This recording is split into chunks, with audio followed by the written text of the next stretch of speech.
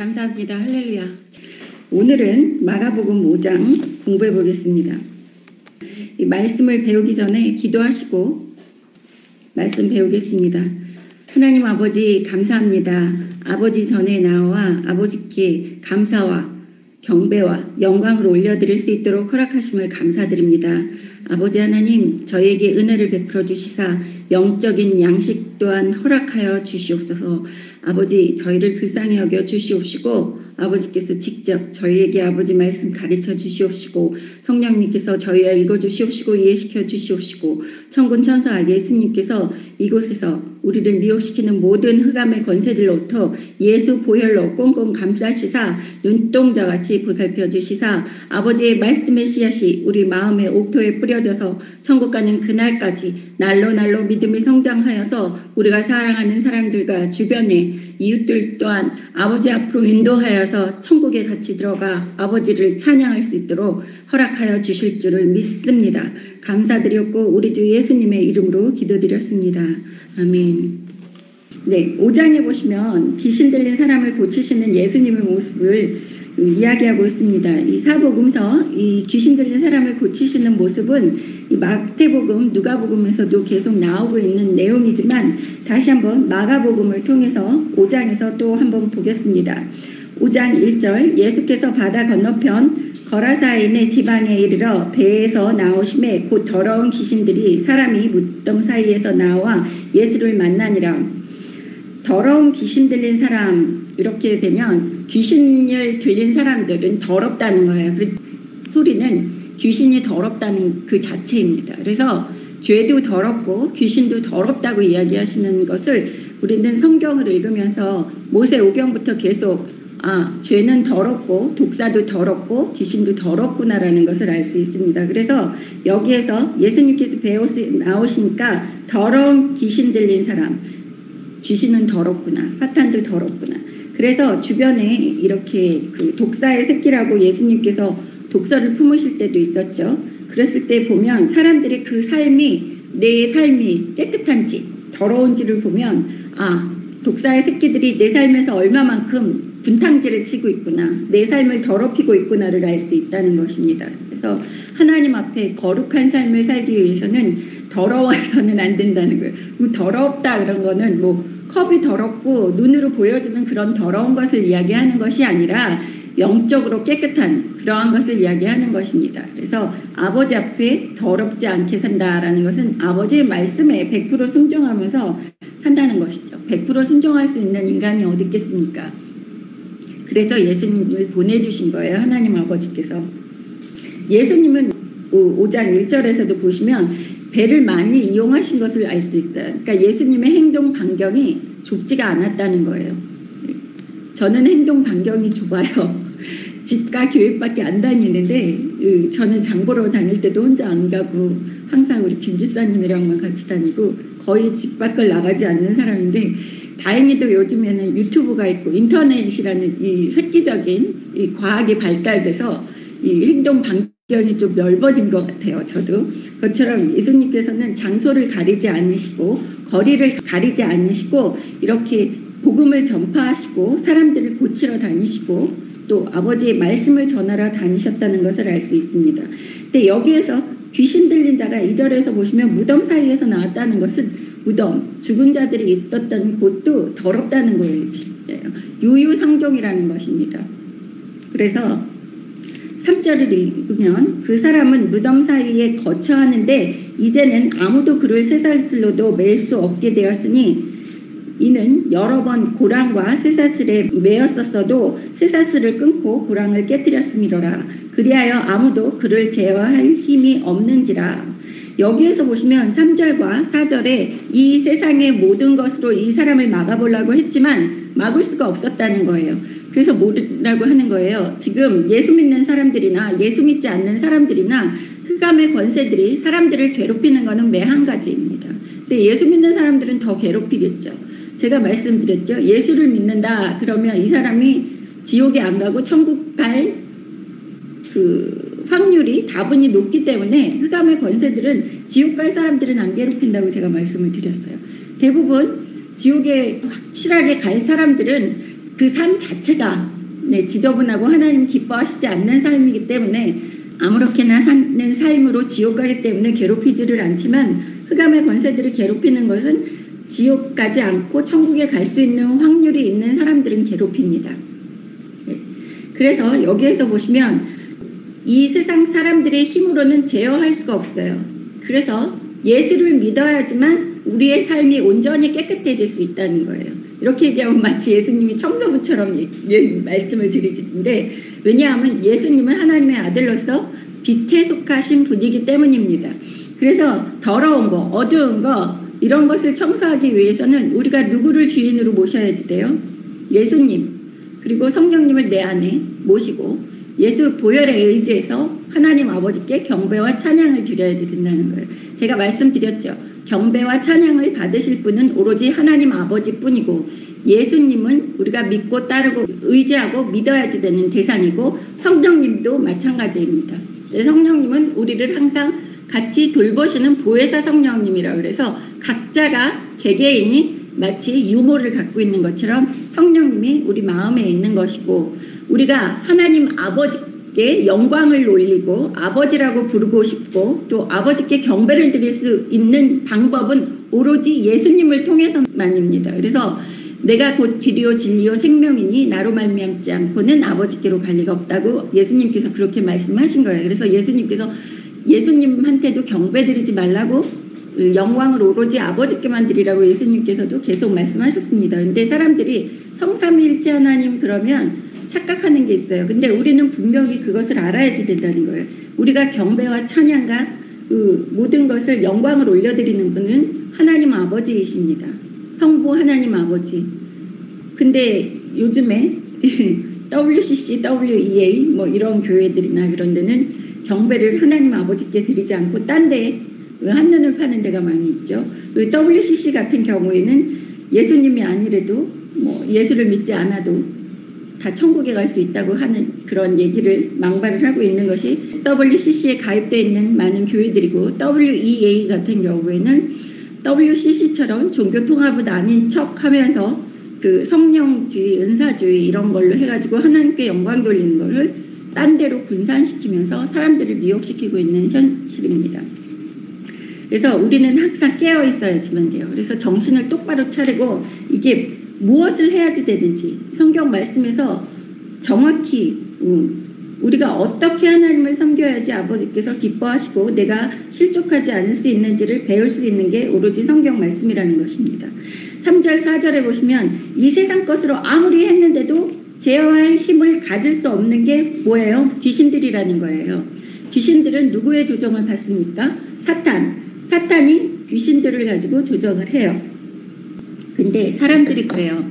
사람이 죽으면 귀신이 된다 그러잖아요. 그래서 이렇게 뭐 구천을 떠든다 이런 거는 그렇지 않습니다.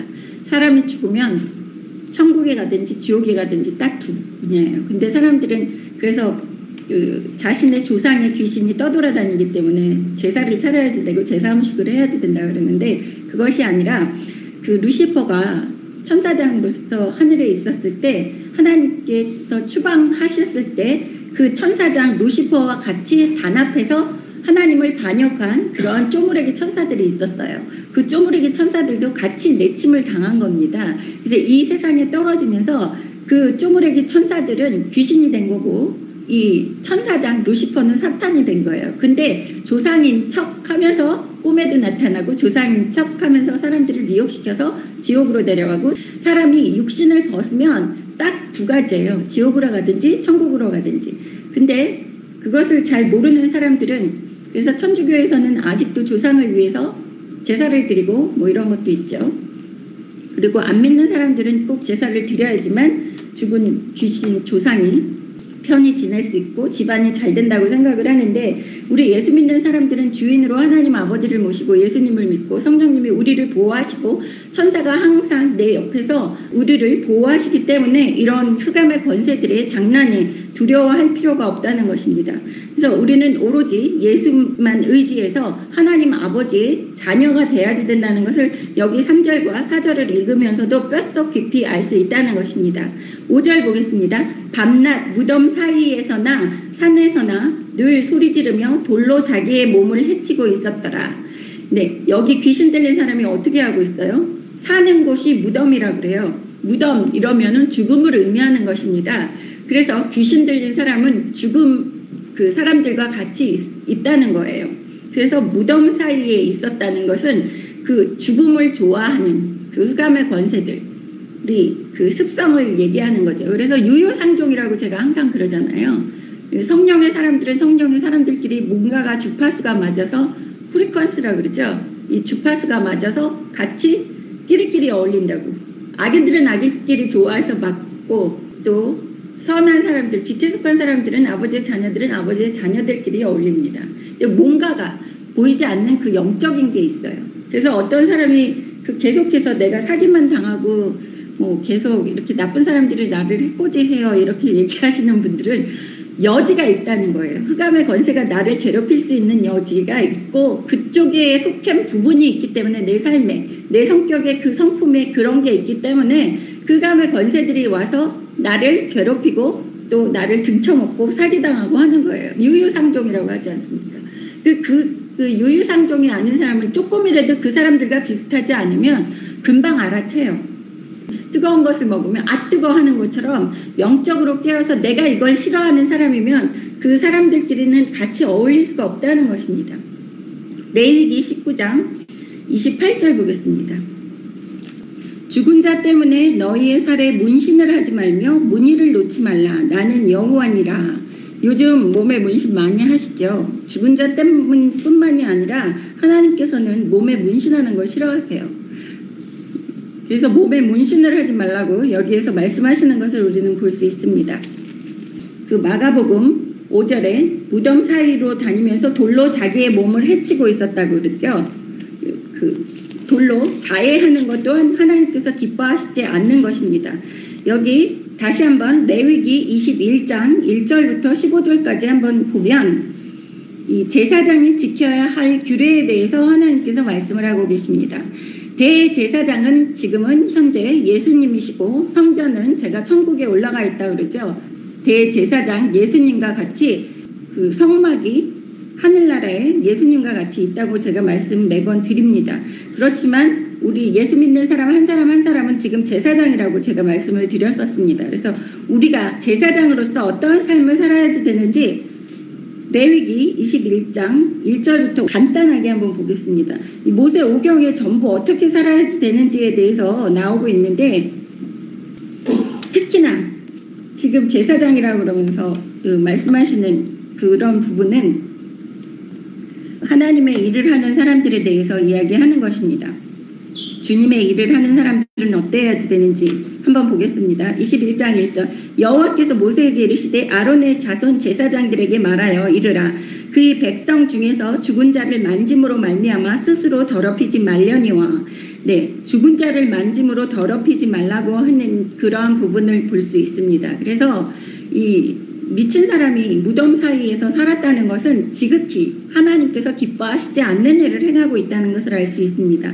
2절 보겠습니다. 그의 살부치인 그의 어머니나 그의 아버지나 그의 아들이나 그의 딸이나 그의 형제나 출가하지 아니한 처녀인 그의 자매로 말미암아서는 몸을 더럽힐 수 있느니라. 네, 자신의 혈육인 사람들이 죽었을 때는 그것을 용납해 주신다고 하시는 말씀입니다. 4절 제사장은 그의 백성이 어른인즉 자신을 더럽혀 속되게 하지 말지니라. 제사장들은 머리털을 깎아 대머리 같게 하지 말며 자기의 수염 양쪽을 깎지 말며 살을 베지 말고 살도 베지 말라고 하는 것을 보실 수 있습니다.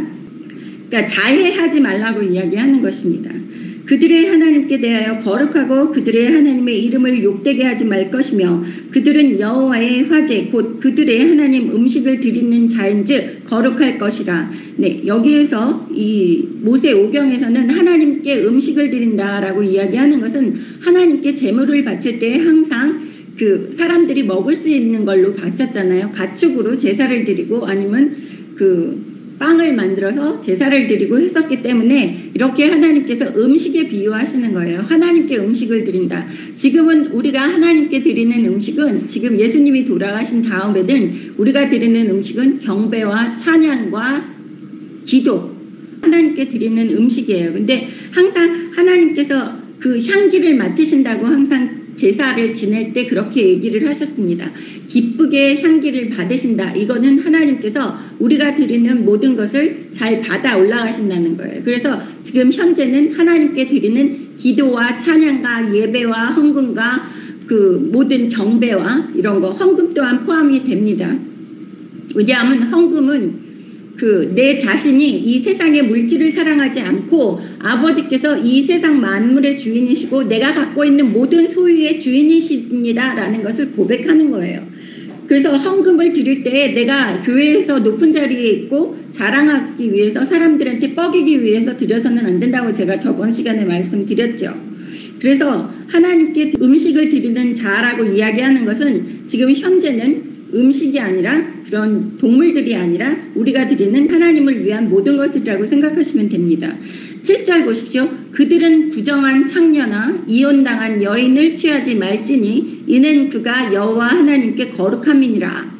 네, 여호와 하나님께 거룩한 사람인 하나님의 자녀들은 될 수 있으면 특히 목사님들 또 하나님의 말씀을 전하시는 분들은 명심하셔야지 돼요. 그 일반 신도들은 이러한 것들이 많이 감해지고 또 하나님께서 용서해 주시고 세상이 그렇기 때문에 그래서 모세가 이혼 증서를 준 것처럼 했지만 주님의 일을 하는 사람, 하나님의 일을 하는 사람, 강대상에서 하나님의 말씀을 전하시는 분들은 부정한 창녀나 이혼당한 여인을 취하지 말지니 이는 그가 여호와 하나님께 거룩함이니라. 8절 너는 그를 거룩히 여기라 그는 네 하나님의 음식을 드림이니라.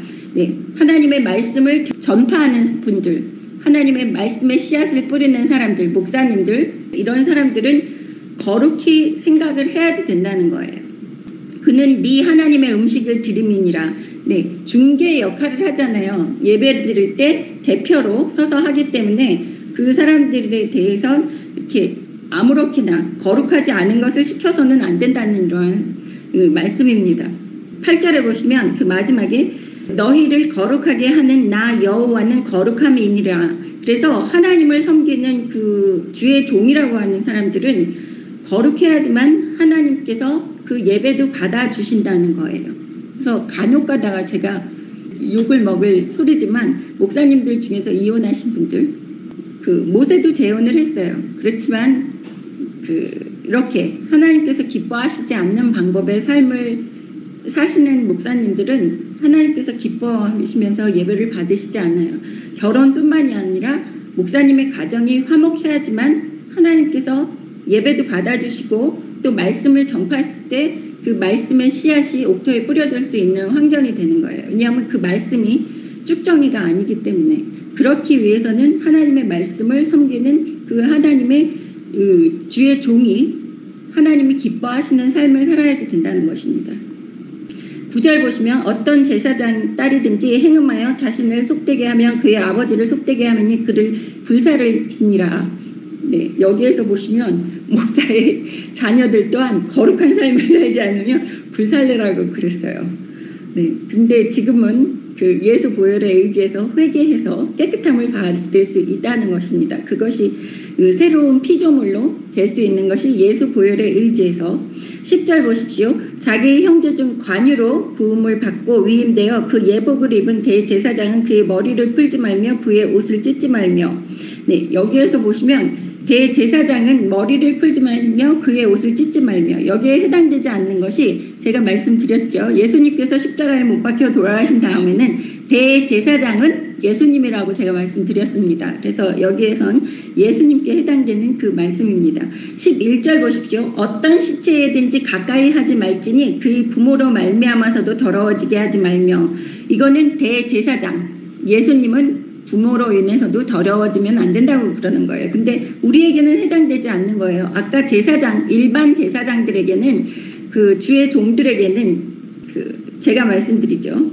양치는 개들에게는 그 나의 육신의 부모 형제 자매를 위해서 시체는 그거는 허락되었지만 대제사장에게는 그러한 것 또한 허락지 않았다는 거예요. 얼마나 다행입니까? 예수님이 대제사장이시기 때문에 욕을 안 먹어도 돼요. 우리 12절에 보시면 성소에서도 나오지 말며 그의 하나님의 성소를 속되게 하지 말라. 이는 하나님께서 성별하신 간유가 그에 있음이니라. 나는 여호와니라 라고 이야기를 하시는 것을 볼 수 있습니다. 여기에서 보시면 성별하신 관유 이렇게 얘기를 하면 출애굽기 30장 22절 보겠습니다. 관유라는 것은 하나님 앞에 특별하게 하나님을 위해서 만든 기름입니다. 이 기름을 만들 때 하나님께서 직접 어떻게 만들라고 이야기를 하셨어요. 여호와께서 모세에게 또 말씀하여 이르시되 너는 상등 향품을 가지되 액체 모리앗 500세겔과 그 반수의 향기로운 625세겔과 향기로운 창포 250세겔과 계피 500세겔을 성소의 세겔로 하고 감난 기름 한 흰을 가지고 그것을 거룩한 간유를 만들되 향을 제조하는 법대로 향기름을 만들지니 그것이 거룩한 간유가 될지니라. 이걸 보시면 하나님 아버지가 되게 까다롭다고 제가 항상 말씀드렸잖아요. 하나님 아버지는 사람의 방식대로 예배드리고 아버지 섬기는 거 기뻐하시지 않으세요. 그래서 제가 항상 말씀드리잖아요. 기도할 때도 아버지 눈치 보면서 해야지 되고 이렇게 해주세요. 저렇게 해주세요. 내 사업 잘 되게 해주세요. 자식 잘 되게 해주세요. 기도한다고 응답이 없는 이유는 그것은 아버지 방식대로 기도하지 않기 때문이에요. 아버지는 엄청 까다로우세요. 여기 보세요. 얼마치 무슨 향을 얼마치 해서 관유를 만들되 얼마나 하나님께서 디테일하신지 아시겠죠? 제가 그 모세 오경을 읽으면서 아버지가 이렇게 섬세하시고 까다롭구나. 내 남편이 이랬으면 전 절대로 못 살았을 것 같아요. 다행히 우리 김 집사님 잔소리 하나도 안 하시고 제가 하고 싶은 대로 하고 살게끔 해주셔서. 근데 사람들이 그 착각하시는 게 제가 결혼하고 너무 스트레스 받고 힘들었다고 얘기를 하니까 우리 김 집사님과 이렇게 그 되게 막 싸우고 뭐 때려보시고 뭐 이렇게 두들겨 맞고 이러신 줄 아는데 절대로 그렇지 않습니다. 그냥 제 마음이 성격이 워낙 고집이 강하다 보니까 내가 원하는 방식대로 내가 마음대로 하고 살지를 못하고 그냥 시댁에 딱 억압돼서 사는 그게 분통해서 그렇지 저희 김 집사님 큰 소리도 안 내시는 분이에요. 저 혼자 화내서 막 쓰다가 뒤로 넘어가는 스타일이기 때문에 그 오해는 풀어야 되겠더라고요. 많은 분들이 제 간증 읽으면서 우리 제 남편 김 집사님이 되게 악하신 분인 줄 알아요. 근데 세상적으로 보면 너무 그 양반 스타일인데 예수를 안 믿었다는 그것 때문에 영적인 전쟁이 대단했던 것입니다. 다시 여기 보면 출애굽기 30장 25절을 보시면 그것으로 거룩한 관유를 만들되 향을 제조하는 법대로 향기름을 만들지니 그것이 거룩한 관유가 될지라. 너는 그것을 회막과 증거기에 바르고 상과 그 모든 기구이며 등잔대와 그 기구이며 분향단과 및 번제단과 그 모든 기구와 물두멍과 그 받침에 발라 그것들을 지극히 거룩한 것으로 구별하라. 이것을 접촉하는 것은 모두 거룩하리라. 너는 아론과 그의 아들들에게 기름을 발라 그들을 거룩하게 하고 그들이 내 제사장 직분을 행하게 하고 이스라엘 자손에게 말하여 이르기를 이것은 너희 대대로 내게 거룩한 관유이니 사람의 몸에 붙지 말며 하나님을 섬길 때만 쓰는 관유라는 것을 명심하라고 하나님께서 얘기하시는 거 보세요. 그리고 이 방법대로 이와 같은 것을 만들지 말라. 이는 거룩하니 너희는 거룩히 여기라. 이와 같은 것을 만드는 모든 자와 이것을 타인에게 붓는 모든 자는 그 백성 중에서 끊어지리라 하라. 얼마나 무서운 거예요. 이게 무슨 뜻이냐면 이 관유라는 것은 하나님의 그 선택이라는 것이죠. 이거는 내 거야. 내가 나한테만 쓰는 거야 이렇게 얘기했는데 그게 뭐냐 하면 지금 하나님께 영광을 돌린다고 그러잖아요. 하나님이 이건 내 거 그러고 침 발라 놓는 게 관유를 묻혀 놓는 거예요. 그래서 여기에서 회막과 증거궤와 모든 상과 그 모든 기구 등잔대와 기구 분향단과 이거를 다 발라놓는다는 것은 오로지 하나님께 경배할 때만 사용되는 물건이라는 것이에요.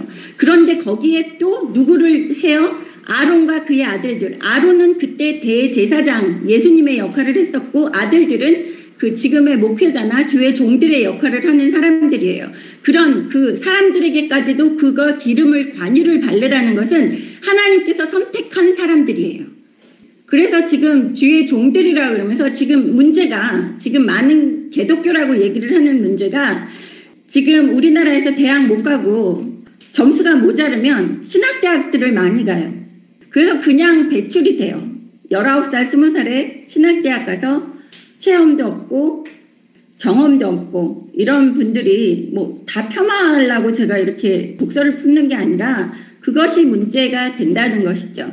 그 사람 중에서는 하나님께서 선택한 주의 종도 있을 것이지만 선택하지 않은 일반 백성이 있다는 것이에요. 근데 그 사람들을 하나님을 섬기는 일에 세운다는 것은 하나님이 기뻐하시지 않는다는 것을 이 성경을 읽어보면은 우리가 너무나 잘 알 수 있다는 것입니다. 그래서 하나님의 것은 다 하나님이 그 관유를 받으라 그러는 거예요. 그리고 그 기름은 절대 나만 섬길 때만 사용하는 것이라고 하나님이 물건이랑 사람들에게까지 이렇게 발라놓으라고 얘기하시는 이 모습을 볼 수 있어요. 그러니까 하나님을 섬길 때는 하나님의 방식대로 섬겨야지만 내가 축복받고 하나님이 기뻐하시는 삶을 살 수 있다는 것입니다. 34절 보시면 여호와께서 모세에게 이르시되 너는 소합향과 나감향과 풍자향의 향품을 가져다가 그 향품을 유향에 섞되 각기 같은 분량으로 하고 그것으로 향을 만들되 향 만드는 법대로 만들고 그것에 소금을 쳐서 성결하게 하고 그 향 얼마를 곱게 찌어 내가 너와 만난 날 회막 안 증거궤 앞에 두라. 이 향은 너희에게 지극히 거룩하니라. 네가 여호와를 위하여 만들 향은 거룩한 것이니 너희를 위하여는 그 방법대로 만들지 말라. 냄새를 맡으려고 이 같은 것을 만드는 모든 자는 그 백성 중에 끊어지리라. 네, 향까지 아버지 앞에 향을 피우는 그 향까지 하나님의 방식대로 만들게 하시고 그 향은 오로지 하나님 앞에만 피우게끔 만드는 이 모습을 볼 수 있어요. 이 지금 향은 없잖아요. 성막이 없기 때문에 향은 우리가 올려드리는 기도와 찬양입니다. 그래서 지금 아버지께 드리는 기도와 찬양을 아버지가 기뻐하시는 방식대로 드려야지 되는데 지금 많은 교회에서 대예배 시간에 드럼, 전자기기, 음악기기 동원해서 그런 거 사용하는 거 하나님 기뻐하시지 않으세요. 타악기는 예배 시간에 쓰면 안 됩니다. 타악기는 그 락앤롤에 많이 쓰잖아요. 락 음악에. 락 음악은 마귀들이 기뻐하는 음악이에요. 그리고 그 음악은 정신을 쏙 빼놓는 그 시끄러운 음악이기 때문에 물론 하나님을 찬양하는 데 쓸 수도 있어요. 그렇지만 그거는 사람들끼리 파티할 때 사람들이 기뻐서 모여서 사람들이 흥에 겨워서 하나님을 기뻐하는 파티를 할 때 사람들끼리의 흥을 돋기 위해서는 해도 되지만 대예배 시간에 하나님께 영광 올리고 하나님께 찬양 올릴 때에는 드럼이나 전자기타 이런 거 쓰시면 안 됩니다. 예, 하나님은 타악기 안 좋아하세요. 그리고 예전에 그 원시 시대 때는 또 많은 타악기들을 둥둥둥둥 울리면서 사람의 심장 소리를 자극해서 사람들을 마치 그 뭐라 그러죠? 최면에 걸리게끔 하는 그러한 걸로도 많이 사용을 했어요. 이 사람의 심장을 둥둥거리면서. 그래서 전쟁에 나갈 때는 전쟁에서는 이스라엘 백성들도 북을 쳤습니다. 그렇지만 이 하나님께 경배와 찬양과 예배 드릴 때는 드럼은 절대로 쓰시면 안 돼요. 그리고 전자기타도 비파와 수금으로 찬양하라고 성경에 많이 나와 있습니다. 그래서 하나님께서는 시끄러운 거 이런 거 좋아하시지 않으십니다. 그래서 여기에서 향이라는 것은 우리가 드리는 기도와 찬양이라는 것입니다. 그것도 하나님의 방식대로 하나님이 기뻐하시는 그러한 향을 올려드려야지 되는 거고 그 기름 또한 하나님이 원하시는 방식대로 배합을 하고 섞어서 만들어서 하나님께만 드리는 그러한 관유라는 것입니다. 그래서 얼마나 하나님이 까다로우신지를 우리가 이렇게만 짧게 읽어도 하나님의 방법대로 우리가 하나님을 섬겨야지만 기쁘게 하나님께서 예배를 받으신다는 것을 알 수 있는 것입니다. 그래서 아무렇게나 이 세상 것과 혼합시키고 그렇게 막 섞어서 한다는 것은 하나님이 기뻐하시지 않는 방법이라는 것을 우리가 똑바로 알아야지만 올바르게 예배를 드리고 그 예배에 대한 대가로 하나님께서 우리를 불쌍히 여기시고 우리에게 축복을 해주신다는 것입니다. 그래서 가스펠송 같은 거 있잖아요. 100%는 아니지만 대부분 사람의 마음을 위로하기 위해서 하는 것이 지금 복음 성가나 복음 찬양이라는 거예요. 그래서 우리끼리 파티하고 예수 믿는 사람들끼리 기뻐하고 즐거워하고 단합하고 교제할 때는 가스펠송을 많이 써도 돼요. 그렇지만 이 강대상에서 진짜 하나님께 영광과 찬양을 올려드릴 때는 하나님이 기뻐하시는 찬양을 올려드려야 되기 때문에 그 하나님께 찬양하는 거는 찬송가가 대부분 하나님께서 기뻐 받으시는 그러한 찬송가고, 가스펠은 사람을 상대로 해서 하는 겁니다. 사람의 마음을 치료하기 위해서. 찬송가, 강대상에서 하는 찬송가는 하나님께 영광 돌리는 찬양을 하는 겁니다. 그 차이를 아셔야지 됩니다. 6절 보시겠습니다. 그가 멀리서 예수를 보고 달려와 절하며 큰 소리로 부르짖어 이를 때 지극히 높으신 하나님의 아들 예수여, 나와 당신이 무슨 상관이 있나이까? 원하건대 하나님 앞에 맹세하고 나를 괴롭히지 마시소서 하니, 여기에서 보시면 이 무덤에서 살면서 돌로 자기 몸을 해치고 자해하고 하던 그 귀신 들린 사람이 예수님을 보고 달려왔다는 것을 볼 수 있어요. 예수님이 멀리 있는데도 귀신도 달려가는데 예수 믿으라고 그러면 소경든 자는 거들떠도 안 보잖아요. 그러니까 영적으로 깨어있다는 건 귀신도 영적으로 깨어있는 거예요. 영적으로 알아볼 수 있는 눈이 귀신도 있다는 거예요. 근데 영적으로 깨어있지 않는 하나님의 자녀라고 자기 입으로 얘기하면서 교회 다닌다고 하는 사람도 얼마나 창피해야지 되는 거예요. 영적으로 깨어있다고 그러면 이것이 하나님이 기뻐하시는 것인지 안 기뻐하시는지 우리가 알 수 있다는 것이죠. 하나님의 자녀고 교회 다닌다고 그러면 당연히 그거를 구분을 할 줄을 알아야 되는데, 그러한 영적인 눈이 없다고 그러면 신랑을 기다리는 신부의 자세가 아니라는 것입니다. 멀리서 달려와서 절을 했다는 거예요. 마귀들은 두려워할 분이 예수님이십니다. 그럼에도 불구하고 마귀들이 와서, 귀신들이 와서 절을 하고 있는 이 모습을 볼 수 있어요. 또 자신들의 입으로 시인을 해요. 7절에 보시면 지극히 높으신 하나님의 아들 예수여, 나와 당신이 무슨 상관이 있나이까? 원하건대 하나님 앞에 맹세하고 나를 괴롭히지 마옵소서 하니, 예수님이 있다는 그 자체만으로도 괴로우니까 이제 지레 겁먹고 나를 괴롭히지 말아주세요 라고 얘기를 하는 이 모습을 볼 수 있어요. 그래서 제가 그 기도원이나 다른 데 쫓아다니지 마시라고 하는 게, 귀신 들리고 또 영적으로 억압되시고 또 요즘에 정신병자들은 대부분 다 흑암의 권세들의 문제입니다. 그리고 공황장애, 무슨 우울증, 조울증, 이런 정신적인 문제는 대부분 100% 귀신들이 하고 있는 장난입니다. 그래서 우리가 예수만 잘 믿고 아버지 말씀만 들어가도 정신병은 고칠 수 있어요. 까짓 거예요. 근데 사람들이 그 예수님의 말씀을 올바르게 배우지를 못하기 때문에 그것이 말씀의 효력이 없다는 것입니다. 그냥 훅 하고 지나가요. 읽어 지나가요. 생명수처럼 이렇게 갈급해서 배우는 그 자세가 아니고 그냥 말씀이 들어가야지 된다 보다, 그리고 그냥 큰 소리로 읽으면 다 되는지 알고 골수가 깨지고 쪼개지고 변화되는지 알고 있는데 그게 아닙니다.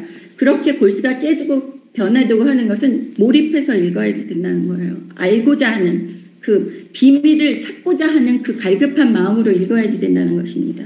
8절, 이는 예수께서 이미 그에게 이르시기를 더러운 귀신아 그 사람에게서 나오라 하셨습니다. 예수님이 더럽다고 또 얘기하시잖아요. 그래서 귀신은 더러운 것이라고 아시면 됩니다. 그래서 귀신 들린 사람들 대부분 보면 우울증 환자들도 그렇고 자기 외모를 이렇게 깨끗이 다듬지 않고 씻는 거 안 좋아하고 하는 분들이 아주 많이 있어요.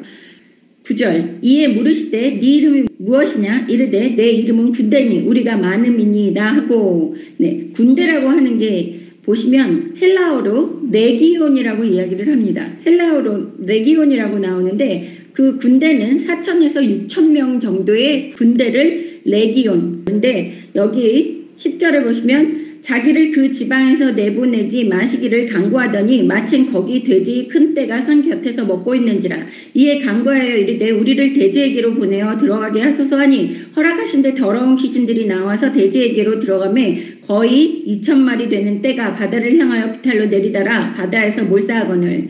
보십시오.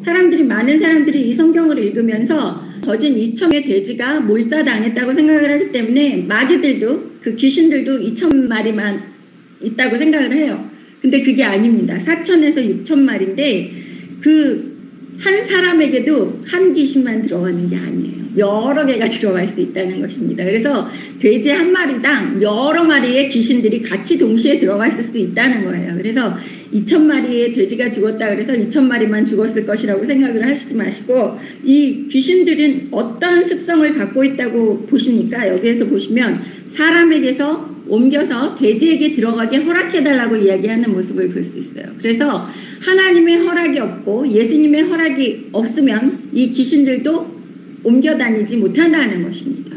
그래서 참새 한 마리도 하나님의 허락 없이는 떨어지지 않는다고 예수님이 말씀하신 것처럼 여기에서 예수님의 허락을 받는 이 귀신의 모습을 볼 수 있어요.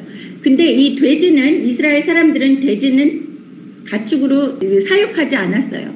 돼지는 부정한 동물이라 그래서 그때는 사육하지 않았었던 그 동물입니다. 그러니까 이스라엘 사람의 재산이 아니었겠죠. 거기에서 보시면 사람에게서 돼지로 옮겨가는 귀신은 생물에게만 존재한다는 거예요. 식물 같은 데는 들어가지 않고 대부분 식물 같은 데에서도 붙어 있을 수는 있지만 귀신들이 좋아하는 환경은 살아있는 그 동물들에게 들어가는 것을 좋아하는데, 특히 하나님의 영을 갖고 있는 사람에게 들어가는 것을 귀신이 아주 좋아합니다. 귀신들이 가만히 보니까 주변에 있는 살아있는 것은 돼지이기 때문에 돼지떼에게로 들어가서 바다에 빠져서 죽었다는 거예요. 그러니까 괴로우면 자살을 한다. 이거는 귀신 들렸다는 소리예요. 그래서 우리나라의 자살률이 1위라 그러잖아요. 그 이유는 대한민국에 그만큼 귀신들이 많이 있다는 거예요. 제가 응답 말씀에도 올렸죠. 전신갑주를 입으라. 귀신들의 총 공격이 있다. 대한민국이 총 공격을 받고 있다. 특별히. 그렇다는 것은 하나님께서 특별히 대한민국을 사랑한다는 그런 의미도 있어요. 그래서 슬퍼할 일만은 아니라는 것입니다. 그렇지만 하나님의 자녀들이 영적으로 깨어서 준비를 하고 전신갑주를 입어야 돼요. 근데 어떤 분이 또 물어보셨어요. 전신갑주가 무엇입니까? 이렇게 물어보시는데, 전신갑주는 말씀으로 무장해서 하나님과 늘 동행하면 우리가 전신갑주를 입을 수밖에 없다는 것입니다. 14절, 치던 자들이 도망하여 읍내와 여러 마을을 말하니 사람들이 어떻게 되었는지를 보러 와서 예수께 이르되 그 귀신 들렸던 자 곧 군대 귀신 집혔던 자가 옷을 입고 정신이 온전하여 앉은 것을 보고 두려워하더라. 여기에서 그 돼지떼를 치던 사람들이 읍내와 여러 마을을 다니면서 사람들에게 예수님께서 귀신을 내쫓고 그 귀신 들렸던 사람이 멀쩡해졌다는 이야기를 하고 다닌 거예요. 그래서 사람들이 그것을 보러 눈으로 확인하러 왔다가 보니까 귀신 들렸던 사람들이 일어나서 멀쩡히 옷을 입고 앉아있다는 것입니다. 그러니까 제대로 옷도 안 갖춰 입고, 그러니까 귀신 들린 사람의 외모는 나 귀신 들렸습니다라는 외모가 있다는 거예요. 그래서 우리가 일반 사람들도 딱 보면 알 수 있다는 것입니다. 그 사람의 겉모습만 봐도 이 사람이 흑암의 권세의 조정을 받고 있다 안 받고 있다를 우리가 눈으로 볼 수 있다는 것입니다. 물론 안 보이는 사람들도 있어요. 사이코패스라든지 소시오패스 같은 사람들은. 근데 여기에서 보시면 두려워했다는 것을 볼 수 있어요. 두려워했다. 15절 마지막에. 우리 하나님의 자녀들은 두려워합니까? 안 두려워합니까? 안 두려워하죠. 우리가 두려워하는 분은 오로지 하나님 아버지. 근데 여기에서 세상 사람들은 두려워했다는 거예요. 이 현상을 보고 두려워한다는 것은 세상에 속한 사람들이라는 거예요. 우리가 지금 현재를 살아가면서도 내 앞에 닥친 일들이 하나님을 두려워하지 않고 이 세상 것을 두려워한다는 것은 내가 하나님에 대한 믿음이 없다는 거예요. 하나님을 믿으면 내 앞에 무슨 일이 일어나도 두려워하지 않는 그러한 믿음으로 쓸 수 있고 강하고 담대할 수 있는데, 여기에서 두려워하더라처럼 지금 현재를 살고 있는 우리들이 이 세상 것을 보고 두려워해서는 안 된다는 거예요. 이 세상 것을 보고 두려워한다는 것은 하나님을 믿는 믿음이 없다는 소리입니다. 16절, 이에 귀신 들렸던 자가 당한 것과 돼지의 일을 본 자들이 그에게 알림해 그들이 예수께 그 지방에서 떠나가시기를 간구하더라. 네, 지방에서 떠나가시기를 간구했다는 것을 볼 수 있어요. 예수님의 능력과 예수님을 따르고 예수님의 제자가 되고 싶어하는 마음이 아니라 자기 재산이 어떻게 될까봐. 그러니까 생각을 해보세요. 거진 2,000마리의 돼지가 바다에 들어가서 몰살 다녔는데 그 돼지의 주인은 얼마나 큰 경제적인 손실을 입은 거겠습니까? 그렇기 때문에 우리가 이 세상 것을 택할지 아니면 이 세상 것을 버리고 예수님의 그 능력과 하나님 아버지의 그 은혜와 이 천국을 택할 것인지를 선택을 해야지 된다는 거예요. 근데 여기에 있는 사람들은 예수님의 가르침보다 자기의 재물을 지키는 것이 더 중요했다는 것입니다. 그래서 여기에 더 있지 말고 일 버리지 말고 당신이 있으면 복잡해져. 괜히 우리가 평안하게 살던 그 내 삶에 끼어들지 마라는 것이 이 세상 사람들이 하는 이야기예요. 그래서 여러분이 예수 믿는다고 그러면서 하나님 말씀에 순종 안 하고 하나님 방식대로 안 산다는 것은 이 세상 사람들이 이렇게 이야기하는 거나 똑같은 거예요. 떠나가라고. 말로만 예수 믿겠다 그러면서 교회를 다니는 거지 내 삶에서 개입하는 거 싫어. 내가 손해보는 게 너무 많아. 뇌물도 받지 말라 그러고 세상과 타협하지 말라 그러고 술수도 쓰지 말라 그러고 그러면 하나님 말씀에 순종하고 예수님의 말씀에 순종하려고 그러면 내가 살고 있었던 그 방식을 다 떨어 버려야지 되기 때문에 그것을 타협하기 위해서 예수님을 모른 척하고 있는 거나 마찬가지라는 것입니다. 여기 이 세상 사람과 무슨 차이가 있겠습니까? 그래서 예수님을 떠나가라고 하는 거예요. 우리는 말로는 안 하죠. 말로는 안 하지만 교회를 다니면서 이 세상적으로 산다는 것은 예수님을 떠나가라 이야기한 거나 마찬가지입니다.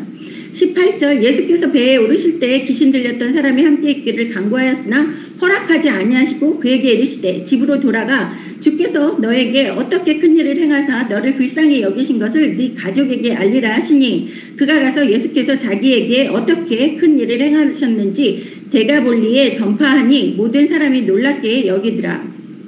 네, 여기에서 보시면 예수님이 떠나가시려고 배에 오르시는데 귀신 들렸던 사람이 예수님께 같이 가겠다고 간구하는 모습을 볼 수 있어요. 그래서 예수님이 선택하는 사람도 아무나 선택해서 쓰는 것이 아니라 이 하나님의 말씀을 전하는 사람도 전도사님, 강도사님, 목사님, 선교사님 이 전파하시는 분들을 아무나 쓴다는 게 아니라는 것입니다. 세상적으로 생각하면 하나님의 자녀는 모두 할 수 있다고 생각하지만 여기에서도 예수님을 보세요. 허락하지 않는다고 얘기하시는 것을 볼 수 있어요. 그 그릇이 있다는 거예요. 다 악인도 악인의 나라에는 쓸모가 있다고 얘기하시는 것처럼 허락하지 아니하시고 오로지 예수님의 기적을 알려주고 네가 이렇게 고침을 받았다는 그것만 얘기하고 다녀 간증만 하라는 거예요. 간증만 해야지 되는 사람입니다. 이 사람은. 그래서 예수님이 제자로서나 같이 예수님의 가르침을 받게끔 데리고 다니시지를 않는 거예요. 간증만 하게끔 하시는 겁니다. 지금 현재도 똑같은 상황이에요. 그래서 21절 예수께서 배를 타시고 다시 맞은편으로 건너가시니 큰 무리가 그에게로 모이거늘 이에 바닷가에 계시더니 회당장 중에 하나인 야이로라 하는 이가 와서 예수를 보고 발 아래 엎드려 간곡히 구하여 이르되 내 어린 딸이 죽게 되었사오니 오셔서 그 위에 손을 얹으사 그로 구원을 받다 살게 하소서 하거늘 이에 그와 함께 가실새 큰 무리가 따라가며 에워싸 밀더라. 네, 여기에서 보시면 어떤 사람이 예수님께 와서 자신의 딸이 죽어가고 있으니 그 손을 얹으시고 구원해달라고 간청하는 것을 보실 수 있습니다. 그래서 23절에 보시면 간곡히 구하여 이르되 여러분이 무엇을 하나님 앞에 기도하실 때는 예수님 이름으로 간곡히 일러야지 되는 거예요.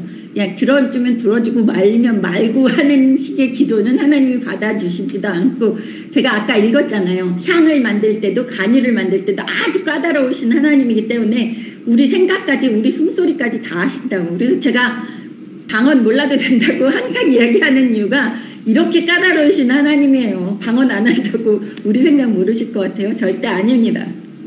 그래서 간곡히 구하여서 일러야지 되는 겁니다. 근데 큰 무리가 또 다니면서 에워싸면서 밀었다는 것을 볼 수 있어요. 이스라엘 백성들은 이렇게 큰 무리가 예수님이 왔을 때에는 쫓아다니면서 따라다녔지만 지금 유태인들은 아직도 이스라엘은 예수님을 메시아로 구세주로 인정하지 않고 있다는 모습이에요.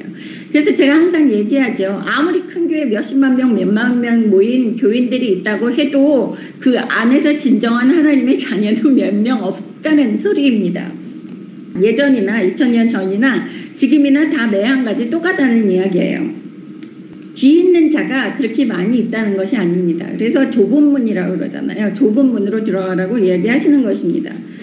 25절 보십시오. 12해를 혈루증으로 앓아온 한 여자가 있어 많은 의사에게 많은 괴로움을 받았고 가진 것도 다 허비하였을 때 아무 효험이 없고 도리어 더 증하여졌던 차에 예수의 소문을 듣고 무리 가운데에 끼어 뒤로 와서 그의 옷에 손을 대니 이는 내가 그의 옷에만 손을 대어도 구원을 받으리라 생각함일러라. 이에 그의 혈로 근원이 곧 마름에 병이 나온 줄을 몸에 깨달으니라. 예수께서 그 능력이 자기에게서 나간 줄을 곧 스스로 아시고 무리 가운데에 돌이켜 말씀하시되 누가 내 옷에 손을 대었느냐 하시니 네, 여기까지 보겠습니다. 보면 혈루병으로 12해를 앓았대요. 12년 동안 혈루병을 앓았다라는 것은 이 여자가 인간답게 사람을 만나지도 못하고 대접받지도 못하고, 왜냐하면 레위기 15장 보시면 안 가겠습니다. 시간이 많이 걸려서. 여자가 생리하는 기간에는 사람을 만날 수도 없고 격리되어서 있어야지 되는 그러한 유출병이라고 그랬어요, 그때는. 그래서 왜냐하면 그 여자가 부정해서가 아니라 그 몸에 어떤 병이 있을지도 모르잖아요. 근데 피라는 것은 병균을 많이 전염시킬 수 있는 그러한 상황이기 때문에, 그때는 과학이 발달되지 않았기 때문에 부정하다 그러면 우리 몸에 해롭다는 것을 항상 모세오경에서는 부정하다고 얘기를 하시고, 가증하다 그런 건 하나님 앞에 죄를 짓는다는 소리예요. 그래서 부정한 여인으로서 이 여자가 12년을 사는 거예요. 그러면 12년 동안 거의 사람과 접촉도 하지 못하고 인간 대접을 못 받고 있어서 자신의 재산을 다 바쳐서 의사에게도 다녀보고 이 사람 저 사람에게 아무리 그 모든 세상적인 방법을 동원해서 자기의 몸을 고치려고 노력을 했는데 이 여자가 고치지 못했는데, 예수님의 소문을 듣고 여기 27절에 와서 보시면 옷에 손을 댔는데 그 손을 댄 이유가 28절 보십시오. 아주 중요한 거예요. 밑줄 치세요. 이는 내가 그의 옷에만 손을 대어도 구원을 받으리라 생각함일러라. 생각하는 것까지 예수님께서 아시고 하나님도 아시고 그 생각으로 인해서 고침을 받는 여자를 볼 수 있다는 것이에요.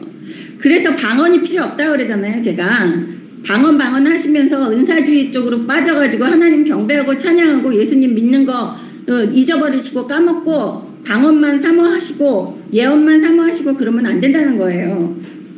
여기 생각을 했기 때문에 그 여자의 생각대로 이루어지는 모습을 볼 수 있습니다. 그래서 몸이 나았다는 것을 그 즉시 그 여자도 알고, 예수님은 또 예수님의 몸에 그 옷에 누가 손을 대었는지도 아시는 것을 30절에 보시면 누가 내 옷에 손을 대었느냐 이렇게 물어보시는 것을 보실 수 있어요.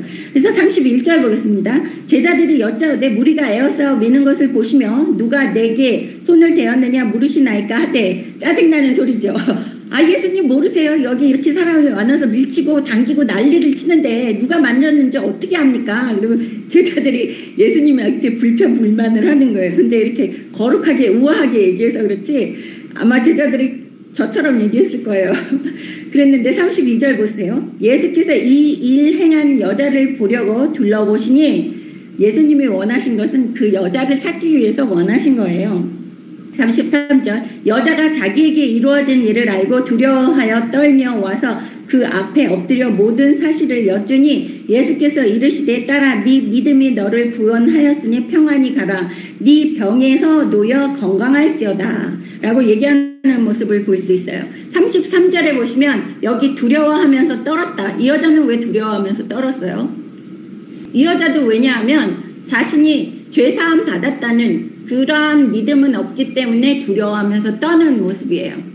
근데 예수님이 34절에 확증을 해주시는 거예요. 두려워하지 말라고. 그래서 내가 너를 고쳐줬고 평안나라, 그리고 확증을 해주시는 거예요. 이 여자가 믿음이 없는 거예요. 자기의 병만 나을 거라는 믿음은 있었지만, 네, 죄의 사함을 받고 예수님이 나를 고쳐준 것을 예수님이 알고 계신다는 것을 몰랐기 때문에 자신이 도둑질한 건지 알고 이 두려워하는 모습입니다. 근데 현재를 살고 있는 우리들은 강하고 담대하게 예수 보혈에 의지해서 하나님께 간구하시고 건강하고 담대하게 이 세상을 살아야지 된다는 거예요. 이 여자처럼 이렇게 두려워하고 찔끔 이렇게 만지지 마세요. 당당하게 만지세요. 왜냐하면 2000년 전에 예수님께서 십자가에서 못 박혀 돌아가셨기 때문에 내가 강하고 담대하고 당당하게 하나님 앞에 나갈 수 있어요. 왜? 내가 머리끝부터 발끝까지 예수 보혈로 깨끗이 씻음을 받았기 때문에 하나님 앞에 당대하게 나가서 아버지 내가 믿습니다. 예수 보혈을 믿습니다. 내가 아버지 자녀고 내가 아버지 딸입니다. 내가 아버지 이렇게 해서 이거를 원합니다. 아버지 뜻에 합당하면 이루어 주실 줄 믿습니다. 그리고 믿음으로 강하고 담대하게 기도를 하셔야 된다는 것입니다. 그래서 예수님께서 확증을 해주시는 게 34절에 다시 한번 읽겠습니다. 딸아, 네 믿음이 너를 구원하였느니라. 네. 믿음 없이는 아무것도 구원이 이루어질 수 없다는 거예요. 그래서 사랑이 최고가 아니라는 것입니다. 사랑 타령하지 말아요. 믿음 타령해야지 된다는 거예요. 네 믿음이 너를 구원하였으니 믿음 없이는 천국도 못 간다는 것입니다. 예수를 믿어야지 되는 거예요. 하나님의 자녀가 될 수 있는 예수 보혈을 믿고 예수의 희생, 십자가의 그 고통을 믿고 내 죄가 사함 받았다는 그러한 믿음으로 당당하게 이 세상을 살아서 이겨내야지 된다는 것입니다. 35절 보겠습니다. 아직 예수께서 말씀하실 때 회당장의 집에 사람들이 와서 회당장에게 이르되 당신의 딸이 죽었나이다. 어째요 선생을 더 괴롭게 하나이까. 예수께서 그 하는 말을 곁에서 들으시고 회당장에게 이르시되 두려워하지 말고 믿기만 하라 하시고, 네, 이 세상 보고 두려워하지 마세요. 대한민국과 북한과 뭐 2차 회담 결렬되고 두려워하지 마십시오. 뭐라 그래요? 예수님께서 35절을 보시면 이 회당장이 예수님을 모시고 가는 동안에 혈루병 여자가 고침을 받고 이러한 상황에서 애가 벌써 죽은 거예요. 그래서 사람이 와가지고 이제 예수님 더 괴롭힐 필요 없다. 네 딸이 벌써 죽었으니까 이제 그만하고 너 가자. 네 딸 죽었다. 이렇게 얘기를 하니까 예수님께서 그거를 옆에서 들으시고 회당장에게 말하시는 게 두려워하지 말고 믿기만 하라라고 이야기하시는 거예요. 내 삶이 어떻게 망가졌든 내가 어떠한 상황에 처했든 지금 현재를 살고 있는 하나님의 자녀들은 예수 보혈을 의지해서 두려워하지 말고 믿기만 하십시오. 하나님 아버지께서 내 삶을 변화시켜 주시고 내 주변을 모두 청소해 주시고 내가 아버지의 기쁨이 되는 삶을 살 수 있게 해주시고 내가 이 세상을 향해서 빛과 소금으로서의 역할을 할 수 있게 해주시고 내가 어디를 가도 머리가 되고 꼬리가 되지 않게 해주시고 내가 남에게 꾸어질지언정 꾸지 않게 해주실 것을 믿으라는 것입니다. 두려워하지 말고 믿으시기를 주님의 이름으로 축원합니다. 37절 보십시오. 베드로와 야고보의 형제 요한 외에 아무도 따라옴을 허락하지 아니하시고 회당장의 집에 함께 가사 떠드는 것과 사람들이 울며 심히 통곡함을 보시고 들어가서 그들에게 이르시되 너희가 어찌하여 떠들며 우느냐. 이 아이가 죽은 것이 아니라 잔다 하시니. 네, 여기에서 보십시오. 예수님이 믿기만 하라고 하시면서 데리고 가는 제자들이 누구예요? 베드로와 야고보와 또 요한, 딱 3명만 데려가시는 모습을 볼 수 있어요. 12제자를 다 데려가시는 게 아니에요. 그러니까 죽은 사람을 살리는데 예수님이 딱 3명의 제자만 데려가시는 모습을 볼 수 있어요. 왜? 다른 제자들은 그 능력, 그 은사가 필요 없기 때문에. 그래서 제가 얘기하죠. 방언이 필요하면 그때 그 사람에게 주신다고.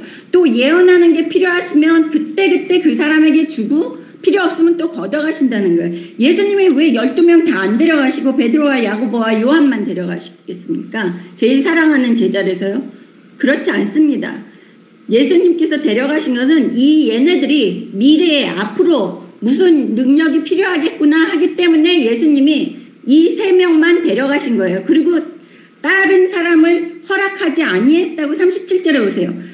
요한 외에 아무도 따라옴을 허락하지 아니하시고 라고 나오는 것을 볼 수 있어요. 그래서 각자 한 명 한 명이 하나님께서 주시는 그 은사가 다 다르다는 거예요.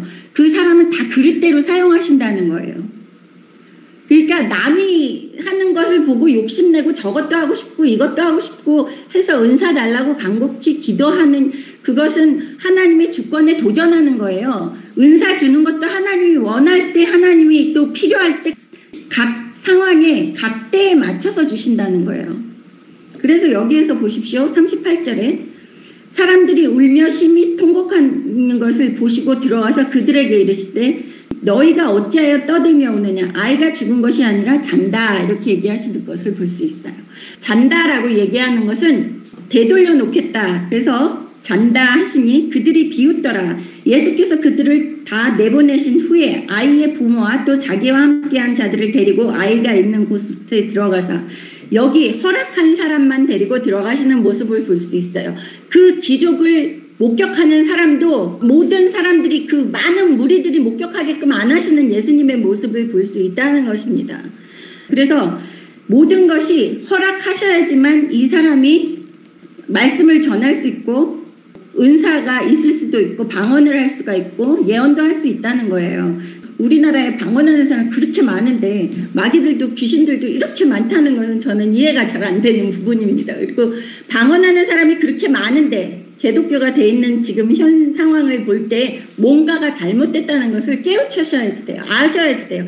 처음부터 하나님을 섬기는 방법이 다시 영으로 돌아가서 다시 섬겨야지 된다는 그 말씀을 드리고 싶습니다.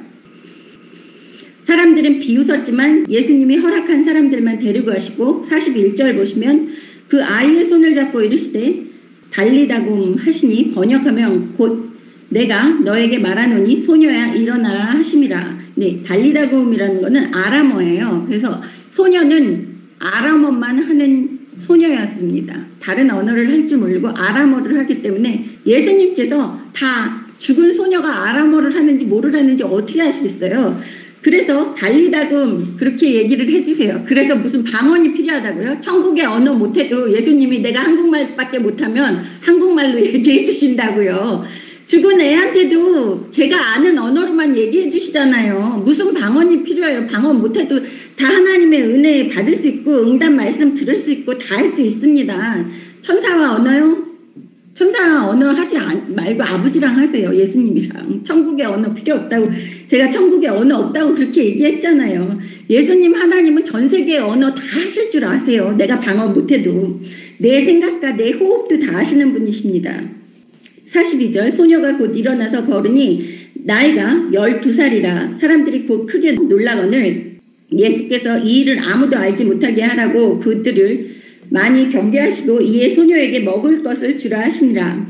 네, 또 예수님이 이 일을 아무도 알지 못하게 하라 이렇게 얘기하시는 말씀은 비유로 이야기하시는 것처럼 알자만 알게끔 하시기 위해서 한정된 사람만 데리고 들어가서 기적을 행하셔서 죽은 사람을 살리고 또 사람들이 알지 못하게끔 해라 하는 것은 그 비밀을 아는 사람들은 한정돼 있고 알 사람은 당연히 알게 된다는 거예요. 영적으로 소경되면 절대 알 수가 없다는 소리입니다. 그래서 예수님이 그 말을 아무에게도 알지 못하게 하라 이렇게 얘기하시는 거예요. 즉 하나님의 능력은 세상 모두가 알 필요가 없다는 것이에요. 알 수도 없을 뿐더러. 그리고 여기에서 소녀에게 먹을 것을 주라 이렇게 마지막에 이야기하신 것은 육신의 필요 또한 예수님이 아신다는 거예요. 내가 얘기 안 해도 아버지 하나님께서 예수님께서 얘기하셨잖아요. 하늘을 나는 새도 드레핀 들풀도 먹이시고 입히시거늘 하물며 너희일까 보나 이렇게 얘기하셨잖아요. 그래서 너희는 무엇을 마실까 무엇을 먹을까 무엇을 입을까 걱정하지 말라고 얘기하신 게 왜냐하면 여기에서도 보시면 이 소녀는 아무 소리도 안 했는데 예수님이 딱 걔만 보고도 얘 배고프구나 하시고 소녀에게 먹을 것을 주라. 그래서 내가 육신을 입고 사는 동안에 내가 무엇이 필요한지 하나님 아버지께서 다 아시기 때문에 아버지가 자기 자녀들에게 공급해 주신다는 것을 믿으셔야지 된다는 것입니다. 그래서 강하고 담대한 믿음으로 이 세상을 향해서 빛과 소금이 되는 여러분이 되시기를 주님의 이름으로 축원합니다.